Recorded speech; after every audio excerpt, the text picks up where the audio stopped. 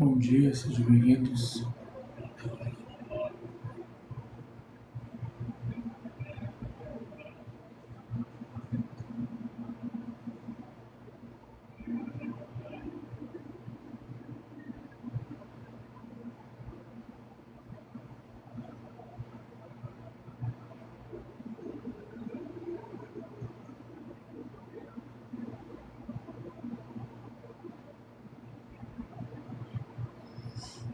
Se alguém tiver alguma dúvida, sinta-se à vontade.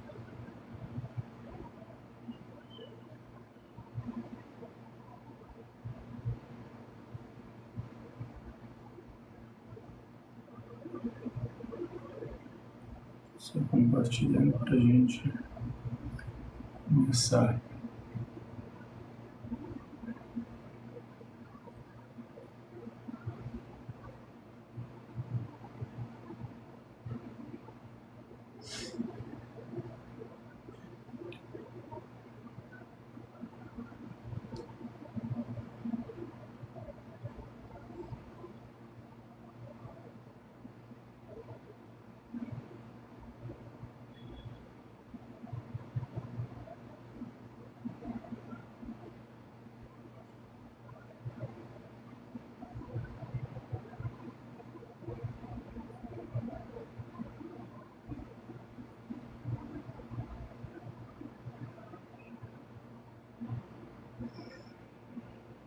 Aleikum salam. Se não tiver alguma dúvida, sinta-se à vontade. A gente vai falar sobre um assunto bem interessante, principalmente para as pessoas que acreditam na Trindade. Vamos falar sobre os pais da igreja, se eles acreditavam nessa crença. Os primeiros, né?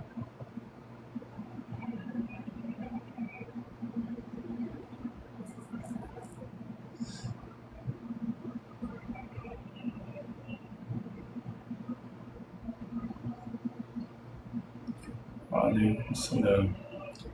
Fica aí, cristão. Hoje vai ser bom para ti. Principalmente você que acredita na Trindade. Vamos ver os primeiros pais da igreja que acreditavam na Trindade.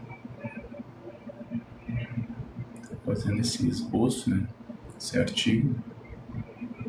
Juntei várias fontes patrística para falar sobre o assunto.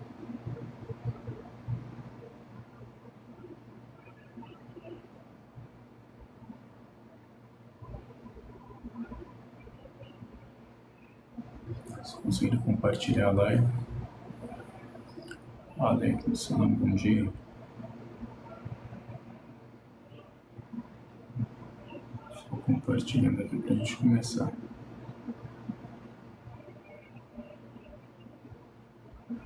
As batalhas tu consegue nas biografias do profeta. Tem uma biografia que é boa. É o Néctar Selado. Ali vai tratar sobre as batalhas do mensageiro de Deus. E tem um irmão que ele era da Marinha Britânica e se converteu ao Islã. E ele é especialista, esse doutor, até o Vitor Peixoto, ele entrevistou ele nas batalhas islâmicas. É muito interessante os livros que ele tem. São 2 livros que ele escreveu em inglês falando somente sobre as batalhas do profeta Muhammad. E ele mostra, o que é interessante nessa pesquisa dele, é que ele mostra como que era naquele tempo essas batalhas. Não com a visão de hoje que a gente tem de guerras. Qual que era a visão da guerra naquele tempo, ou seja, uma guerra tribal? Será que era para aniquilar o seu inimigo? Qual que era o motivo dessas guerras? É bem interessante isso que ele faz. O livro está em inglês. Me manda mensagem que eu te mando. O Guerreiro, parece que é o nome do livro. Esqueci agora o nome. Mas é uma coisa assim, para te entender.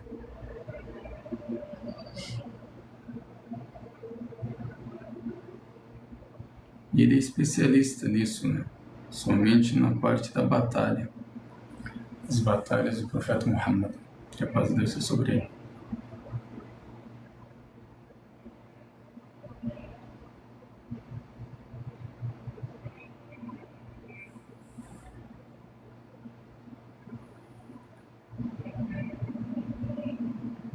Se alguém tiver alguma dúvida, antes da gente iniciar.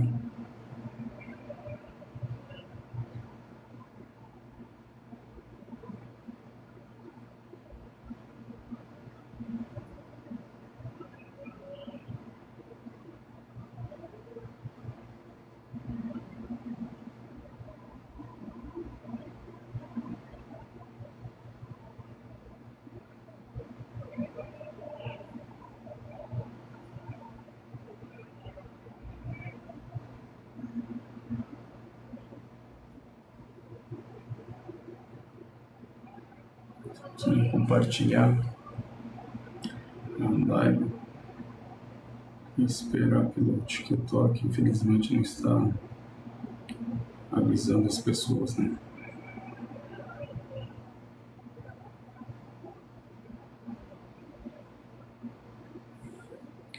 Aleikum salam, João. Seja bem-vindo.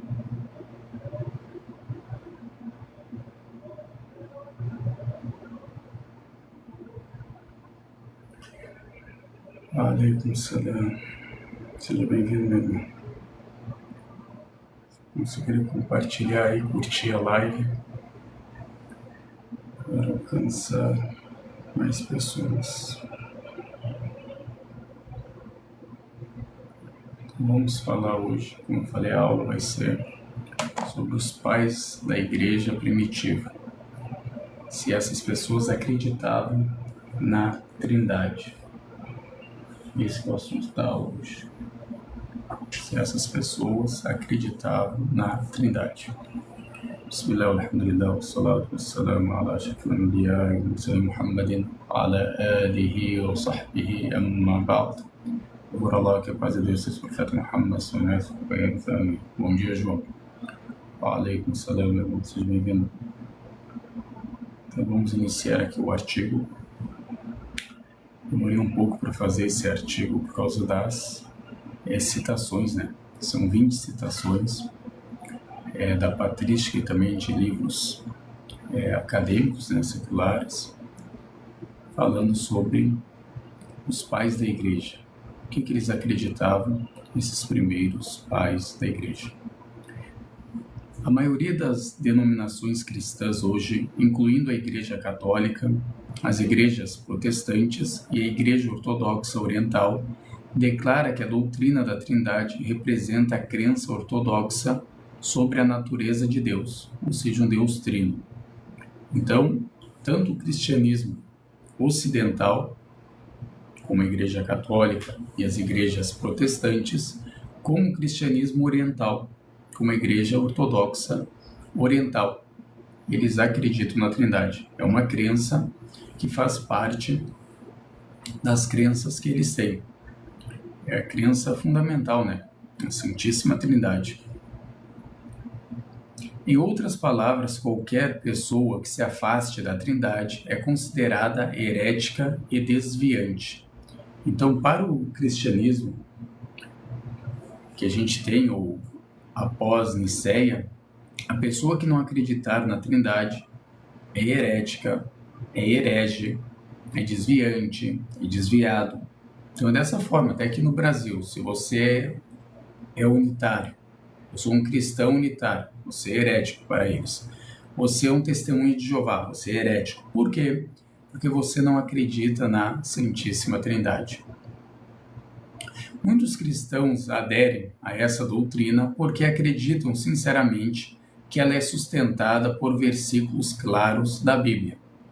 Então, se tu perguntar para o cristão por que você acredita nessa crença, na imaginação dele, ele vai pensar que é uma doutrina que está explícita na Bíblia, que até a própria palavra Trindade foi citada na Bíblia, ele imagina dessa forma.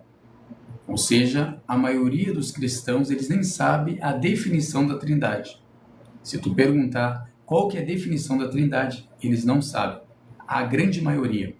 Então eles imaginam, qual que é a imaginação deles? Que essa crença está explícita e clara nos livros da Bíblia, ou seja, nos livros bíblicos, principalmente no Novo Testamento. Nesses 27 livros, eles imaginam que está claro ali falando para você acreditar na Trindade, que Jesus pregou a Trindade, que os apóstolos eram trinitários. É dessa forma que eles imaginam.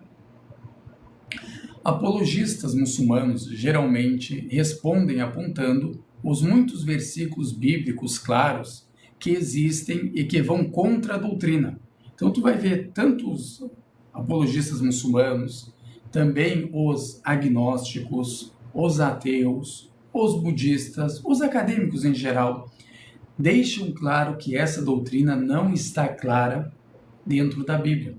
E teve pessoas que foram mortas e perseguidas por negarem essa doutrina, e o argumento dessas pessoas era: olha, não está na Bíblia, não está explicitamente na Bíblia. Pelo contrário, temos versículos que mostram que não existe essa crença, que eles eram monoteístas, unitários e não trinitários. Contudo, neste artigo vamos abordar a Trindade a partir de um ângulo diferente, examinando as crenças dos pais da igreja primitiva.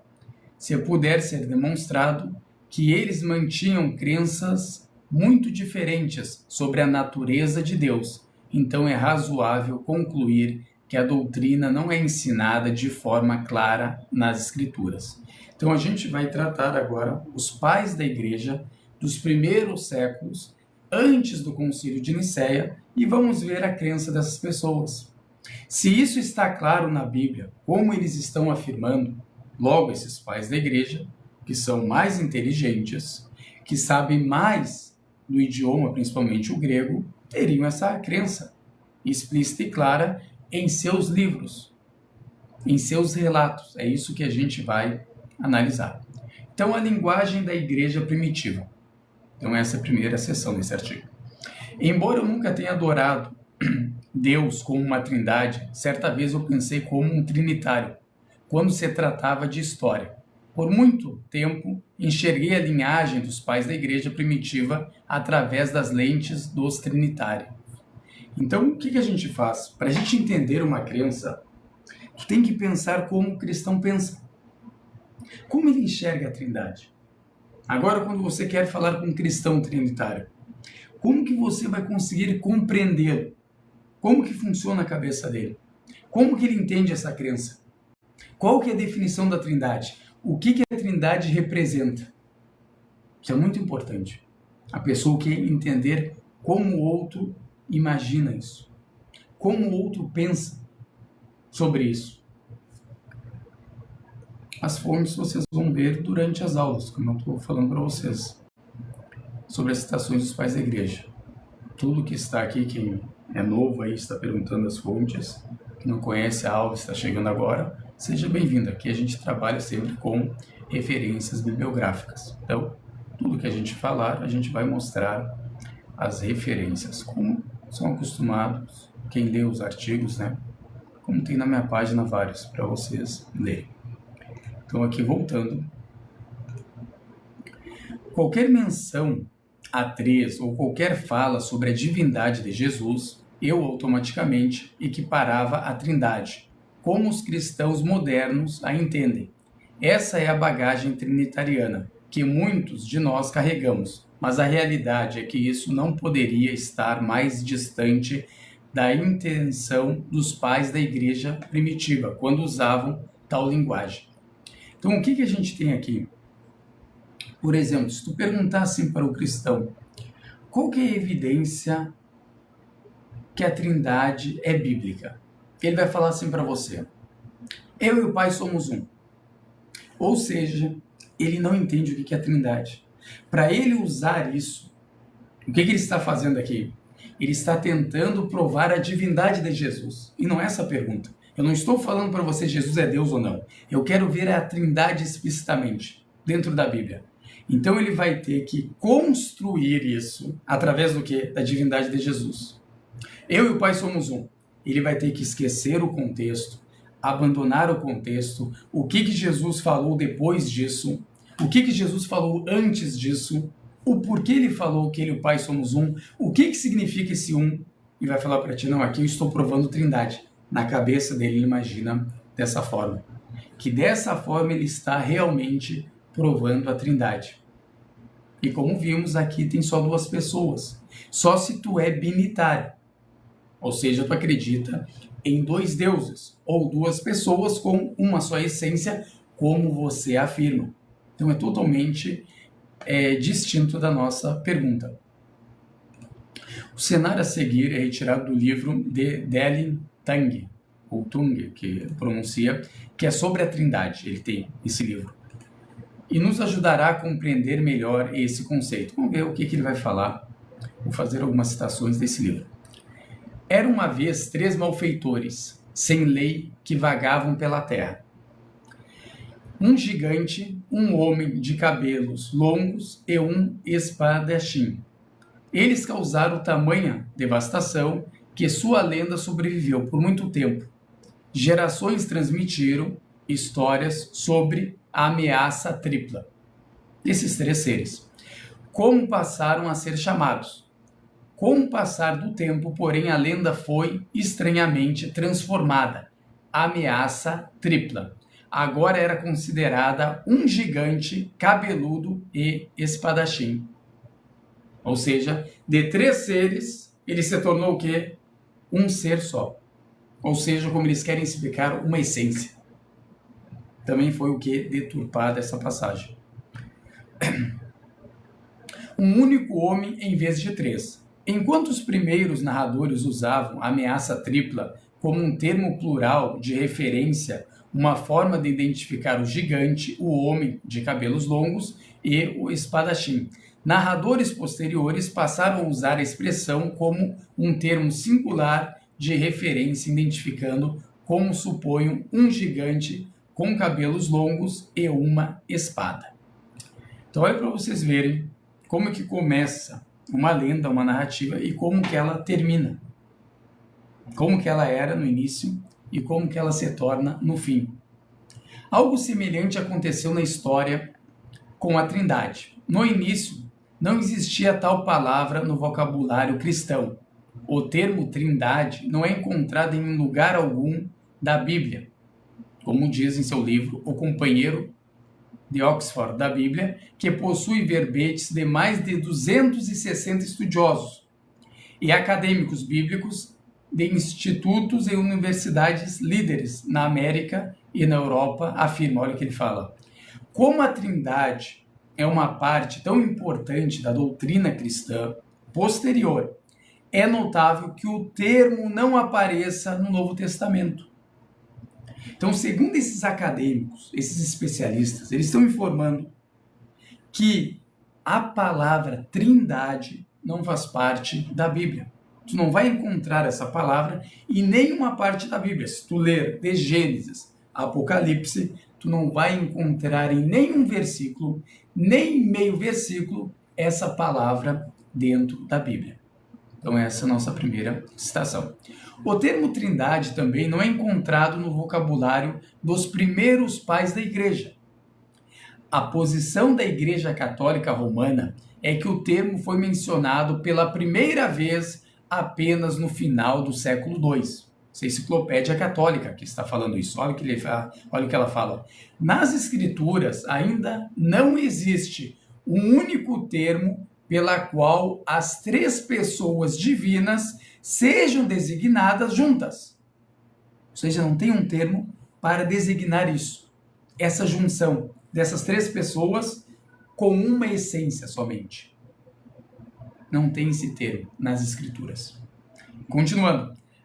A palavra trias, da qual o latim trinitas é uma tradução, é encontrada pela primeira vez em Teófilo, de Antioquia, por volta de 180, ou seja, no final do segundo século.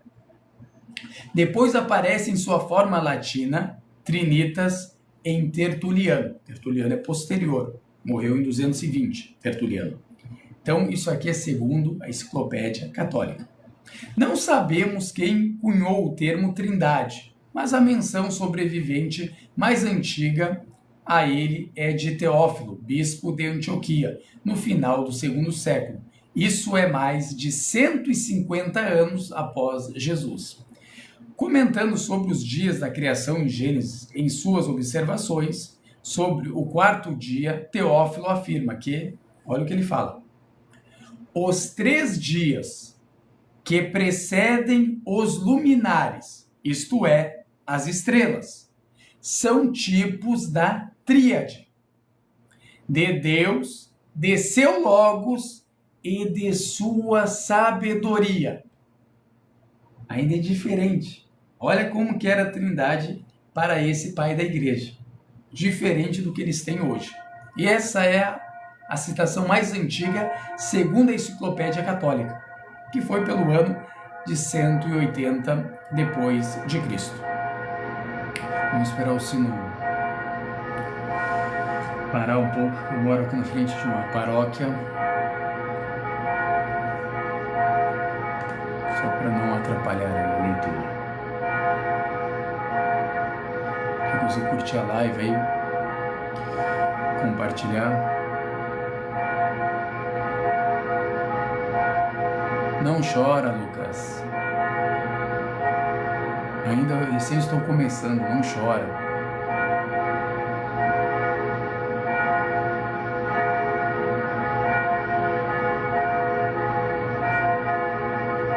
Pega o que tu faz, Lucas.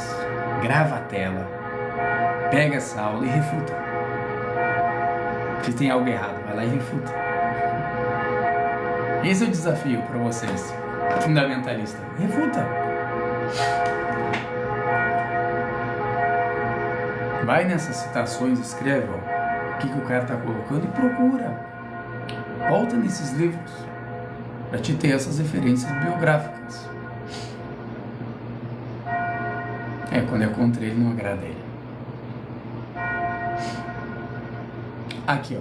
Aqui Teófilo define para nós o que ele entende por tríade. Deus, a palavra de Deus, isto é, o Logos, de João, capítulo 1, né? E a sabedoria de Deus, evidentemente, o Espírito Santo. A crença de Teófilo em uma tríade de entidades, Deus, a palavra de Deus e o Espírito de Deus, não se equipara à crença trinitariana de que Deus é tripessoal, isto é, composto de 3 pessoas coiguais.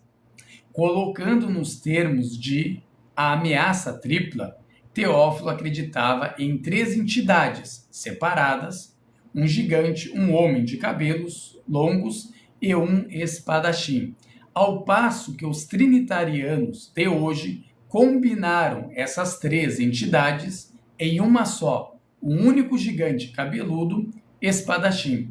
Teófilo e outros cristãos antigos, de corrente principal como ele, tais como Orígenes, Tertuliano e Irineu, todos acreditavam que o Pai é o único Deus verdadeiro e que o Filho e o Espírito Santo são inferiores a ele.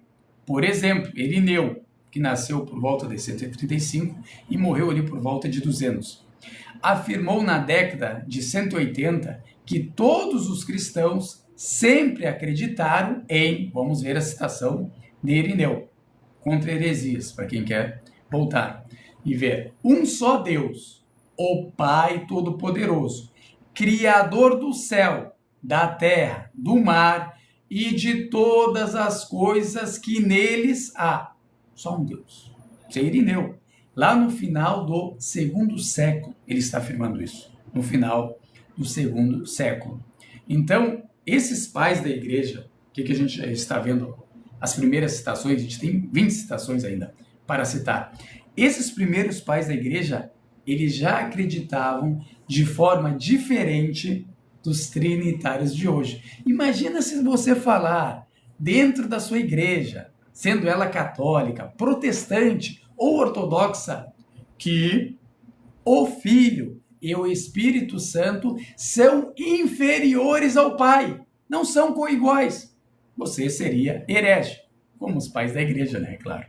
Em resumo, fazer essa distinção nos ajuda a evitar o primeiro erro, que é importar a ideia trinitária posterior de um Deus tripessoal para toda e qualquer menção de três na igreja primitiva. Nossa, querida. Os cristãos sempre acreditaram em Deus, em sua palavra, Jesus, e no Espírito Santo de Deus. Porém, a crença nessas três entidades não torna alguém um trinitariano. É a mesma coisa quando fazem assim, ó, com vocês. Me traz um versículo sobre a Trindade na Bíblia. O que ele faz para ti? Ele vai lá em Mateus e cita para ti 28:19 de Mateus. Batizar em nome do Pai, do Filho e do Espírito Santo. O que tem a ver isso com Trindade? Aonde está no texto que é uma Trindade? Um ser ou três pessoas distintas com apenas uma essência. Aonde diz isso? Que os três são um. Isso é a imaginação dele, é o pensar dele, não é o que o texto está falando. E como sabemos a problemática desse versículo? Se a gente vai entrar na crítica textual ainda, vai piorar. Além de não estar falando o que eles querem, ainda piora com a crítica textual que os pais da igreja, ou podemos falar o historiador mais conhecido da igreja, Eusébio, do século IV, ele fala totalmente diferente. Ele cita esse versículo mais do que uma vez. E em todas as vezes que ele cita, ele fala: fazei discípulos em meu nome, citando Mateus, capítulo 28, que é o último capítulo, versículo 19. Então, prestam atenção nisso.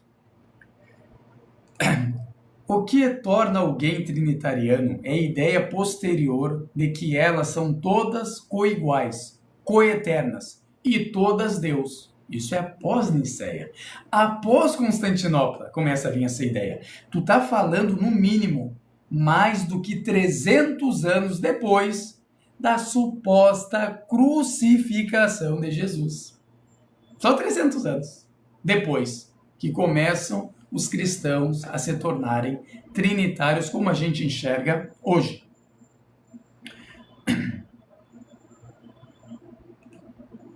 Um conceito que não existia nos 3 primeiros séculos da igreja. Agora recordemos a definição padrão da Trindade. Deus é um ser que existe eternamente com 3 pessoas distintas: o Pai, o Filho e o Espírito Santo. Essa é uma terminologia trinitariana. Em nenhum lugar da Bíblia Deus é descrito usando termos como ser ou pessoa. Isso é posteriormente que eles adicionam isso na crença. Tampouco isso é encontrado no vocabulário dos pais da igreja primitiva. Surgiu muito mais tarde. Foi o Concílio de Nicéia, em 325, que formulou o que se tornou a linguagem trinitariana mais tradicional usada hoje. Então está falando depois de 300 anos de Jesus. 300 anos. Que eles começam a usar esses termos específicos. Cremos, ó, o credo, que ele fala de Nicéia. Cremos em um só Deus, o Pai Todo-Poderoso, Criador de todas as coisas, visíveis e invisíveis, e um só Senhor, Jesus Cristo, o Filho de Deus, o unigênito, gerado do Pai, isto é, da substância do Pai, Deus de Deus, luz de luz, Deus verdadeiro de Deus verdadeiro, gerado, não criado, consubstancial ao Pai, ou seja, da mesma substância. Isso quando acontece esse credo? 325 depois de Cristo. Então a gente está falando cerca de 300 anos após a suposta crucificação de Cristo. 300 anos. Guardem esse número. Isso passou a ser conhecido como o Credo Niceno, um acontecimento monumental na história do cristianismo, que representou um grande passo em direção à formulação da doutrina da Trindade. Embora expressões como o Filho, ser Deus verdadeiro e da substância do Pai sejam hoje a norma no cristianismo, na época elas foram fortemente resistidas por bispos durante décadas. Várias reuniões posteriores de bispos procuraram tais inovações. A mais extrema delas afirmou o seguinte a respeito do Credo Niceno. Olha o que fala. Não deveria haver menção disso de modo algum, e que não há dúvida de que o Pai é maior. Ninguém pode duvidar de que o Pai é maior do que o Filho, em honra, dignidade, esplendor, majestade e no grandíssimo nome de Pai, como o próprio Filho testemunha. Aquele que me enviou é maior do que eu. João, capítulo 14, versículo 28. Ou seja, não eram todos que concordavam. Mesmo depois de Nicéia, os caras falavam, não, amigo, não tem como. Não tem como ser coigual. Não tem como um ser, logicamente, tu parar para pensar, um ser que tem a seidade, ser como um ser gerado. O ingerado não tem como ser igual ao gerado. O gerado pertence, como o Tertuliano falou, é uma parte da substância daquele que não foi gerado, ingênito, como os pais da igreja entendiam, antes do concílio de Nicéia, e aqui eu estou mostrando para vocês uma citação após o concílio de Nicéia. Não eram todos os bispos que concordavam com isso. Quão cedo encontramos cristãos confessando crença em uma trindade, em um Deus tripessoal, no qual existem três pessoas igualmente divinas. Uma pergunta. Um sinal óbvio dessa crença seria falar do único Deus como a Trindade, e não como antes, Deus Pai, a ideia de um único Deus como a Trindade está implícita em muitas obras da parte final do século IV. Por exemplo, o teólogo Agostinho escreveu no ano de 393, ou seja, final do quarto século, que essa trindade, olha o que ele fala, essa trindade é um só Deus, conforme está escrito. Ouve, ó Israel, o Senhor, teu Deus, é um só Deus. Ou seja, o Shema. Então, querendo entender aqui essa unidade como uma unidade composta, como eles interpretam até hoje. Que aquilo lá, a palavra errad, nesse versículo, é uma unidade composta. Sendo que essa palavra também significa unidade absoluta e simples.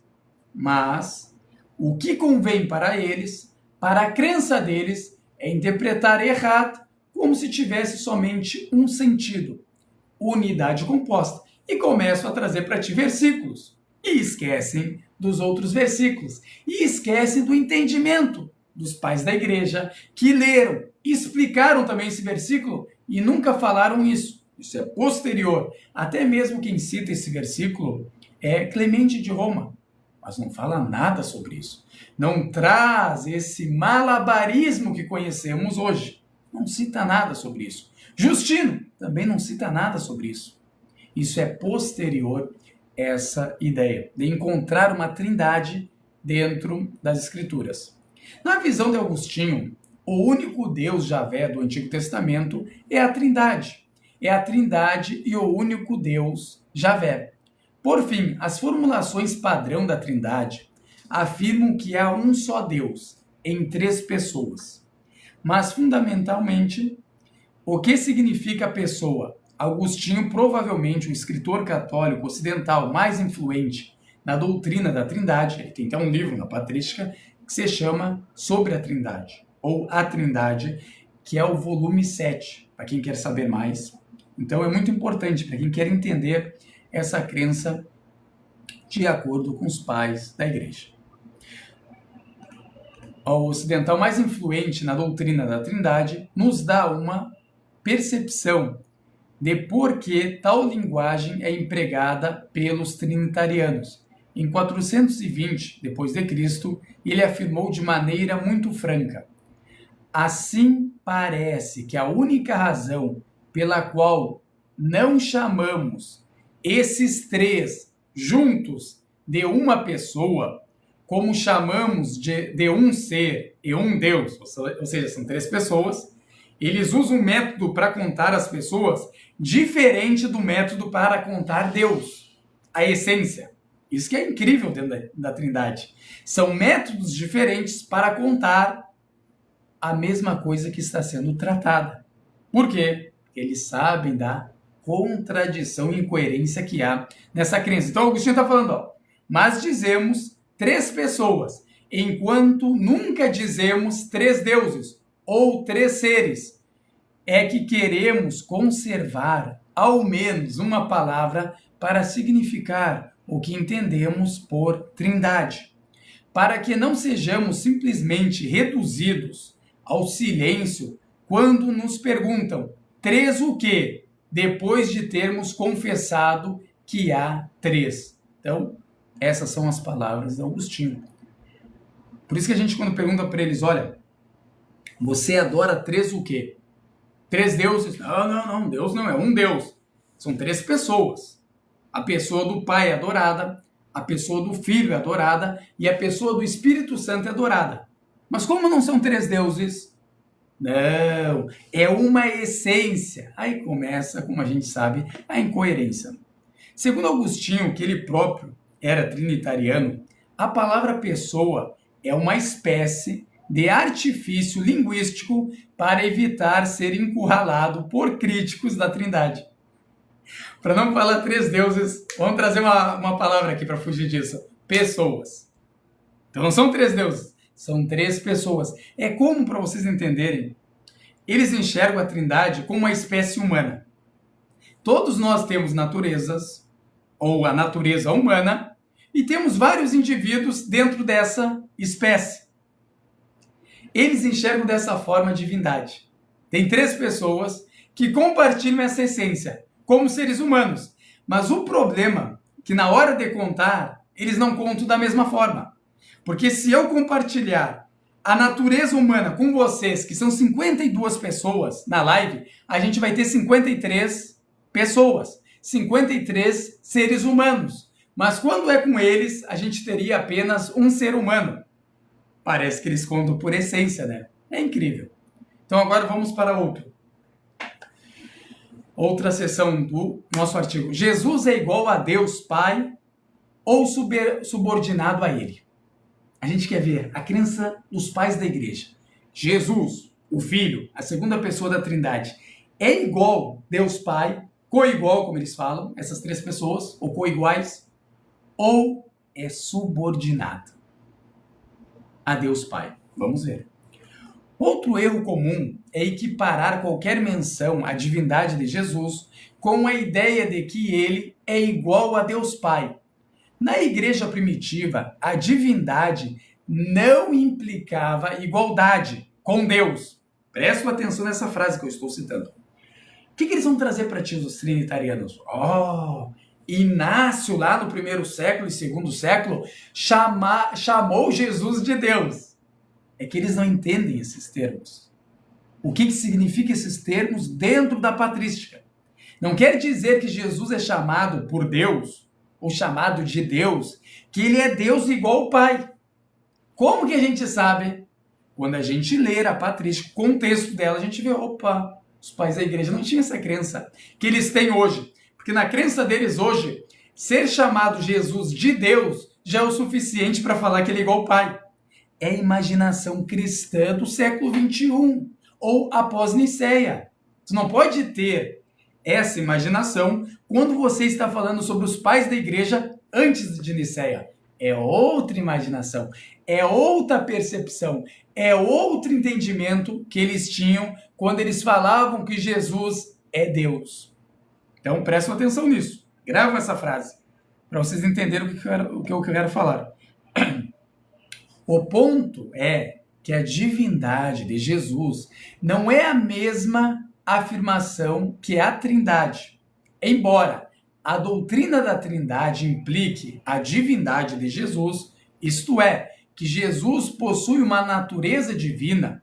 A divindade de Jesus não implica a Trindade. Certamente, a divinização de Jesus foi um passo importante rumo à eventual formulação da doutrina trinitária atual, mas por si só não prova a Trindade. Então, sempre nos meus debates, eu sempre explico isso para os cristãos. Tu mostrar que Jesus é Deus não quer dizer que você provou Trindade. Não quer dizer que você está mostrando que Jesus é igual ao Pai. Não é isso. Porque até os próprios pais da igreja não entendiam e chamavam ele de Deus. Eu sei, os zelados. Não adianta tu querer me trazer. Achei que eu vou te trazer o que Inácio falou sobre Jesus. Eu vou te trazer o que Justino falou sobre Jesus. Eu conheço, amigo. Mas qual que é a percepção de Justino? É isso que eu quero. Eu não quero que tu me cite somente a citação, Inácio chamando Jesus de Deus. Eu quero que você me cite a interpretação de Inácio. O que significa Deus? É a mesma coisa assim, tu falar para mim. Moisés foi chamado de Deus. Quer dizer que ele é igual ao Deus Javé, da mesma substância, tem a mesma essência. Não é isso. Mas ele é chamado de Deus. Ele é chamado no começo de Êxodo, capítulo 3, de Elohim. Como os juízes são chamados em Salmos, capítulo 82. Eu sei disso. Mas significa ser da mesma substância? Não. Então é isso que a gente vai estudar. Esse é o objetivo desse artigo. Não é falar Jesus não foi chamado de Deus. Eu sei que foi chamado. Mas que tipo de Deus ele é? Ele é igual ao Pai? É isso que os pais da igreja primitiva acreditavam? Ou que ele é inferior, subordinado ao Pai? É isso que eu quero mostrar nesse artigo. Vamos voltar. Para se chegar à Trindade, os passos seguintes seriam demonstrar que Jesus é divino no mesmo sentido que o Pai e o Espírito Santo e que esses três são um só Deus.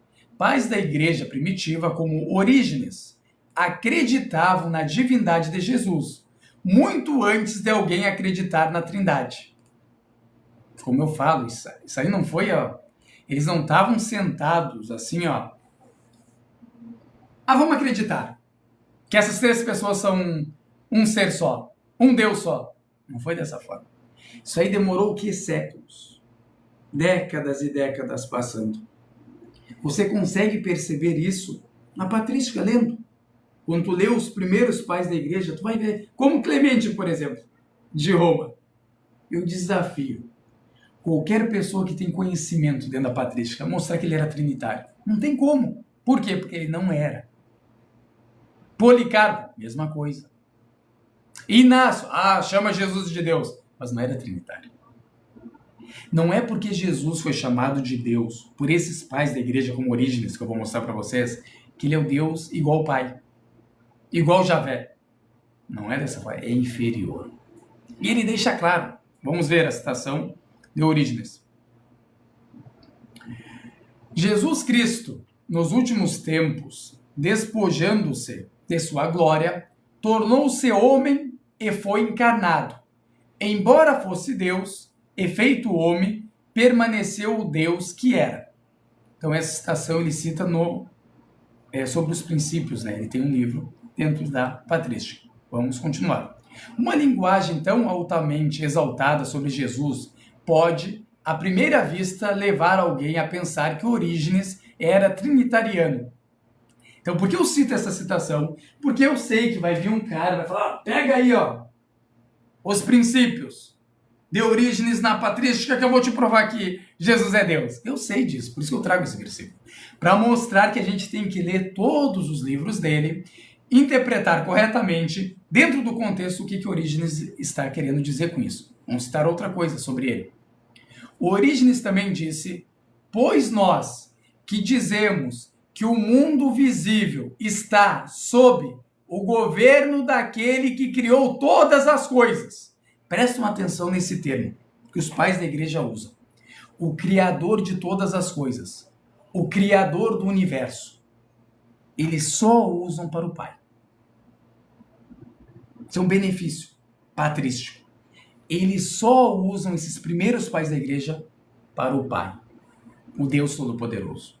Não usam para o Filho. Não usam para o Espírito Santo. Então presta atenção nisso. Continuando. Com isso, declaramos que o Filho não é mais poderoso do que o Pai, inferior, subordinado, mas inferior a ele. Inferior a quem? Ao Pai. E fundamentamos essa crença na própria palavra de Jesus. O Pai que me enviou é maior do que eu. Ele está citando João aqui. Ele não fala que é João, mas é João, como sabemos. João, capítulo 14, versículo 28. Está citando isso. Ah, mas isso aqui não é ontologicamente? Isso aqui mais poderoso é porque ele tinha a segunda natureza, a natureza humana. Orígenes não entende dessa forma, amigo. Esse é teu malabarismo pós-concílio niceno que você traz essas coisas. Os pais da igreja não entendiam dessa forma.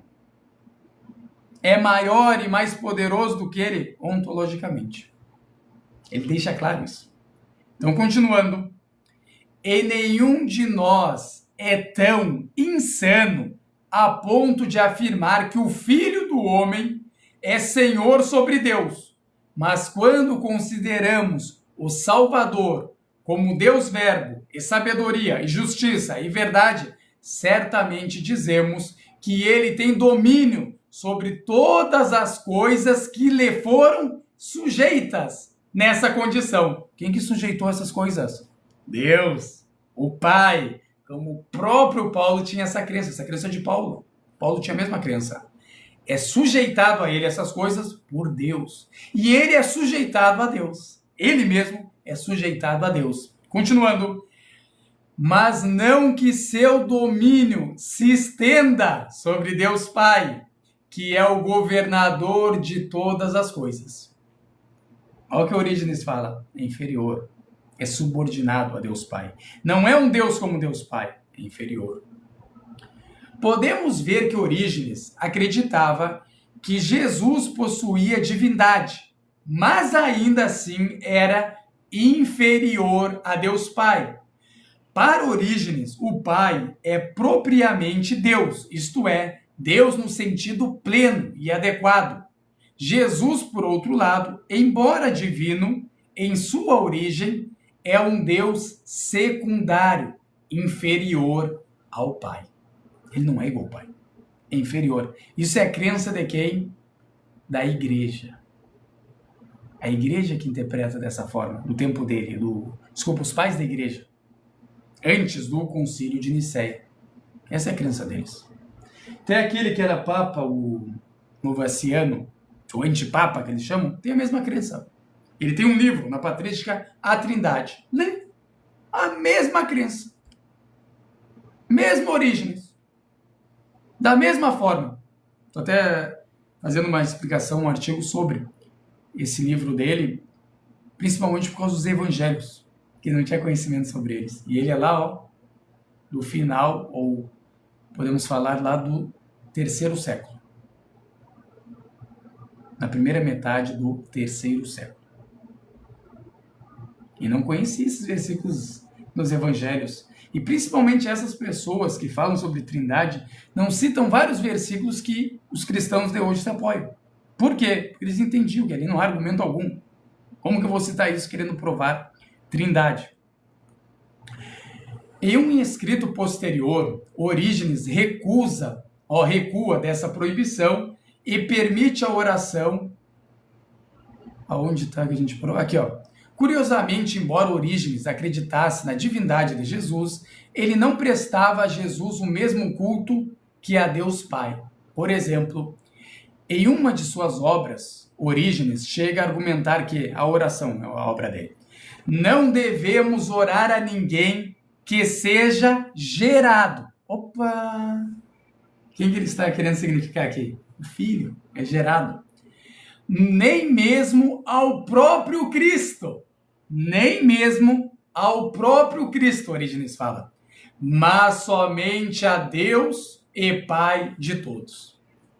O Pai de Jesus. A oração é somente para Ele. Até Orígenes, nesse próprio livro, ele faz uma afirmação interessante. Ele fala, olha, é insensatez falar o quê? Quando a gente entra na igreja, cada um orar para um deles. Imagina, tu cristão tá adorando quem? Eu tô adorando aqui o Deus Pai. E tu, o Deus Filho. E tu, o Deus Espírito Santo. Ou seja, olha a confusão, Orígenes falando, que iria surgir dentro da própria igreja. Cada um adorando um Deus diferente. Deus Pai, Deus Filho, Deus Espírito Santo. Então ele fala o quê? A adoração, a oração é somente para quem? Para Deus Pai. Para aquele que foi gerado, não. Mesmo seu filho, não tem. A oração é para o Deus Pai. Por quê? É ingênito. É ingerado.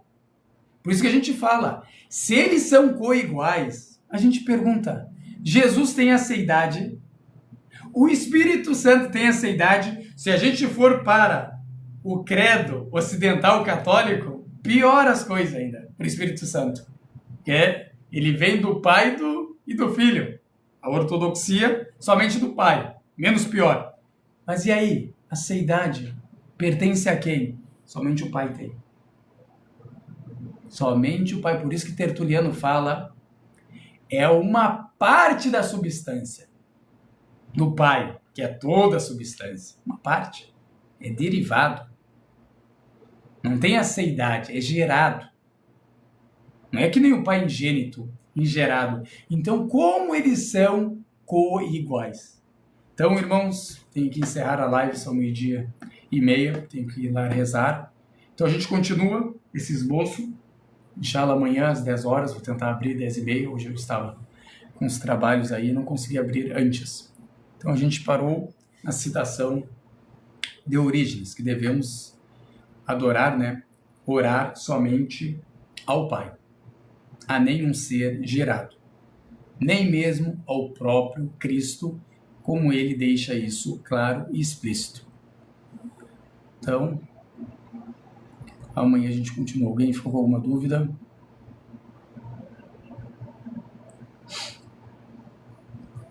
Na rolagem é fácil. A gente abre para debate, não se preocupe. Amanhã a gente abre mais cedo e você sobe. Na rolagem é fácil de refutar qualquer pessoa. Na rolagem. Dentro da live, aí vocês esperam. Leia. Égua patrística e leia. Quer vir com escritura? Lê. Pensa bem o que você vai argumentar, antes de argumentar. Então, que Deus Altíssimo nos nossos corações da fé e abençoe a gente, onde quer que a gente esteja, facilite para nós a busca do conhecimento e aceita de nós a busca do conhecimento e faça da gente praticante desse conhecimento adquirido e que Deus Altíssimo guie nós a senda reta, guie todas as pessoas a senda reta e facilite para nós a entrada no paraíso em paz com os profetas, os mensageiros, os verídicos, os mártires e afaste nossas faces do fogo do inferno como faz do Oriente e do Ocidente e não castigue a gente no túmulo. Amém. Sallallahu ala sayyidina Muhammad wa ala alihi wa sahbihi wa sallam. Assalamu alaikum wa rahmatullahi wa barakatuh. Bom dia a todos, que Deus abençoe a todos e um ótimo dia. Até a próxima live. Sejam todos bem-vindos.